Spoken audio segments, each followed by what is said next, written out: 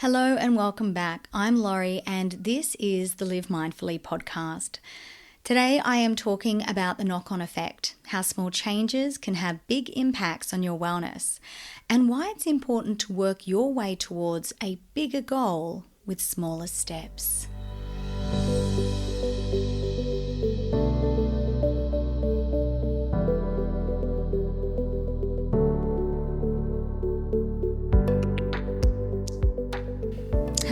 Hello. Last week was crazy. We had the full moon in Leo, so if you felt like everything was upside down last week, you were not alone. In addition to that, everyone in my house has also been a little sick, except for my husband. I have my son home again today. But I think we're coming over to the other side now. So lots of water, sunshine, and nourishing foods. So whatever is happening in your world, I hope you are taking some time for you and finding things to do that bring you joy. This weekend, we celebrated our daughter's 6th birthday. We also celebrated a friend's 40th, and then we went to, my husband and I and some friends, we went to a music festival on the Gold Coast with Ben Harper and Angus and Julia Stone and so many other great bands. So I have had such a beautiful weekend with so much that filled my cup, and I hope you have too. This week, I also celebrated a little milestone with the podcast, reaching 650 downloads, and I couldn't be prouder. So also a big thank you to all of you who give me the motivation and inspiration every week. I appreciate that you've taken the time to listen in, as I know there are so many other places you could be. So I really appreciate that. Okay, let's dive right in. Let's start with taking a deep breath. Relax the shoulders, draw the chin back a touch, and take the deepest breath in you have taken all day. And then sigh it out. Good. And feel free to do that another 3 times if you like, or even the whole way through today's episode. Deep breath in and sigh it out. Today I am talking about the knock-on effect. And the knock-on effect is the premise that one small change will lead to another small change. And in time, this will lead to a big impact. And as someone who lives by this rule, I can attest to its effectiveness. Here's what I see and what I have experienced. Big changes in our lives, big changes where we try to shift ingrained behaviors and habits, usually without properly mapping this out, almost certainly lead to big failures. Little changes where we try to shift little ingrained behaviors and habits have a far higher success rate. So as an example, we come to a new year and we say, new year, new me. And we have these amazing intentions. And by now, and just thinking about this and what the research says, it's the middle of Feb. So by now, 36% of us who have set those New Year's resolutions, which incite a new me attitude, which almost all of them do, 36% of us have abandoned them. Gone. We're done. We have come to the realization that we actually like the shape we're in. Or we've decided that being extra helpful is too time consuming, or reading a book a month was the most ridiculous thing that we could ever attempt to do. Because today alone, we've read and responded to like 300 emails, and we're not doing any more reading. That's it. Our eyes are tired, right? But there is a way to get yourself back on track if you want to. And instead of coming to these changes with big plans, I encourage you to come to them with small plans, small changes. And what do I mean by small changes, I hear you ask? I mean scale it way back. Instead of joining a gym and committing to a full week of exercise when you currently don't exercise, Start with a healthy breakfast and a walk once a week. And just do that for a little while. And what's funny is after day one, after the first day you do this, you are going to be so proud of yourself. And because you have already reached your weekly goal, you're going to receive a little hit of dopamine in the body. And this little short-term happiness chemical is going to kickstart the knock-on effect and encourage you to go for a walk after lunch tomorrow. But as far as your mind is concerned, the pressure's off because you've already met your weekly goal of exercise. You know, all too often I see people, and I see this all the time, they decide new year, new me, and they start going to the gym and walking every day, and they throw in a yoga class, and by week 4, they've stopped doing everything. And quite often they'll claim an injury, which is probably true, but it's heartbreaking because they're kind of going about it the wrong way. If instead they started with one yoga class a week or one walk a week, they'd be inspired to do more and also less likely to injure themselves. And this is how the knock-on effect works, because our bodies and our minds work really well with micro changes. And yes, micro changes will yield micro results, but at least you won't crash and burn in 4 weeks. Instead, you're buying yourself longevity, which means in the long term, you will remain committed, resulting in big changes.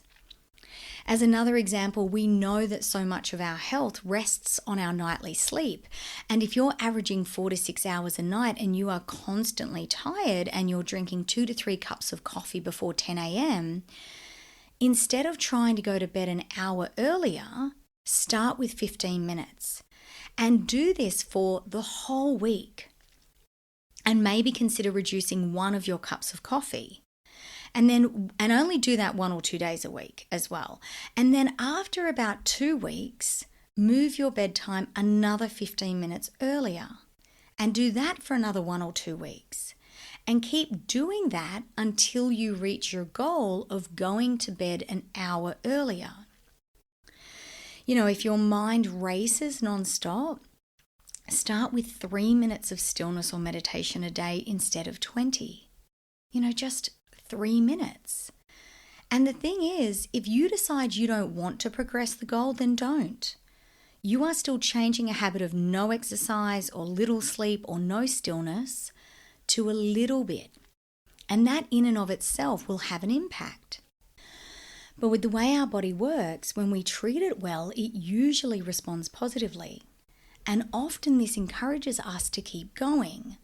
What you'll notice is that one healthy meal a week, or going to bed 15 minutes earlier a night, or even, yes, that 3 minutes of stillness, will organically and magically and with very little effort on your part turn into 2 meals a week, which eventually will turn into 5. And your cravings for bad food will start to disappear. When you start getting a little more sleep, you'll reap the benefits, and your body and mind will want a little bit more. And the science says this is because we are strengthening our willpower. These things we want to change are usually bad habits that have spiraled out of our control. And the reason we fail to maintain big changes, it's not because we don't want these changes, because obviously we do. We wouldn't have set the goal if it wasn't something we wanted. It's because we don't have the willpower to maintain it. Dr. Roy F. Baumeister, who co-authored a book titled Willpower, Rediscovering the Greatest Human Strength, said in an article by Thrive that his work in psychology revealed that willpower is a muscle that needs to be strengthened. Willpower is a resource that fluctuates and can be depleted, especially when we are tired or sleep deprived. And you can tell that I'm tired right now. And if I think about this in my own life, when I am feeling tired or depleted or sleep deprived, allegedly, it is the ingrained healthy habits that I have institutionalized in my life that keep the healthy habits going, not me personally. It would be far easier to sit on the couch and cry my way through the day, but something inside me wants me to eat some spinach and go for a walk. Because those benefits have become ingrained in my system, and it doesn't take long for this to happen because these changes that I am making, these positive changes, don't create a big negative impact on my nervous system through stress. And because of that, I don't feel an urge to stop them. I hear people say all the time, it just got a bit too hard. It was too hard to manage, really. Big changes, they require a lot of brain power, usually a lot of time and stress, and a lot of willpower. Little changes require very little brain power, very little time, and therefore create very little stress, and of course, very little willpower. It makes sense, right? So let's say you're a smoker and you want to cut back. Figure out how many cigarettes a day you smoke and cut back by 1 for the week. And then the following week, cut back by another 1. Dr. Baumeister also says that his research found that willpower assists in changing habits, and while willpower fluctuates, habits don't. So just as I said earlier, my healthy habits are what keep me going through times of stress, not my willpower. And I have included the article he did with Thrive in the show notes, and I think you should read it because it is fascinating stuff. He also says the best way to convert our willpower into habits is by starting small. And I think a lot of self-sabotage comes into play when we set these big goals. And we start doing things that we know are going to impede our ability to even reach these goals. And this makes us feel really terrible about ourselves in the end. And instead of feeling empowered, we feel hopeless, which makes it even harder to shift a bad habit, because you can't shift a bad habit from a low, hopeless place. You're playing against the odds. So to recap, start small. Start as small as you possibly can. Make a little change. Because in time, these little changes will have far-reaching results. And these little changes will eventually lead to a big impact on your wellness. Thank you so much for listening in to today's episode. If you liked the episode, please share it across your socials, rate and review. Have a wonderful week. If you're in Queensland, stay cool. And remember to do something this week that brings you joy. I'm Laurie, and this is Live Mindfully. Until next week, take good care of yourself.